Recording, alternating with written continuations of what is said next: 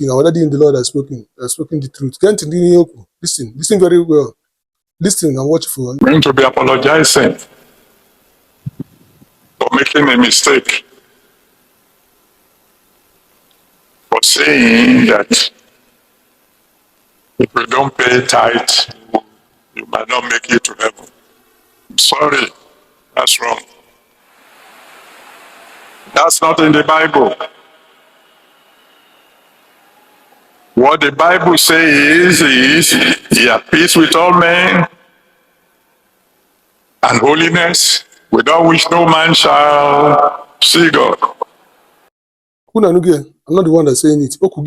I keep on telling the people that tithe cannot stop you from making heaven. Tithe cannot stop you from making heaven. Equal like this, and I've been talking this before. So the man was right after all.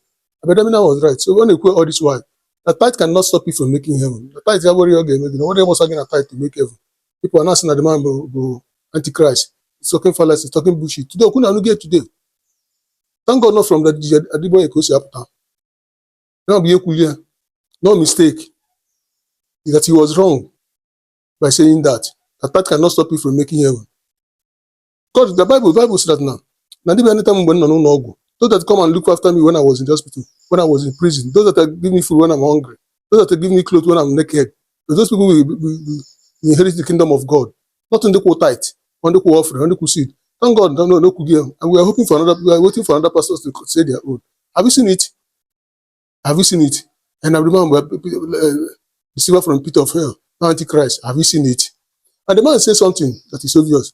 That after those people that are criticizing you will start saying the same thing. Is it not happening in our lifetime now? Thank you, Adeboye, for saving us from this mess. Thank you.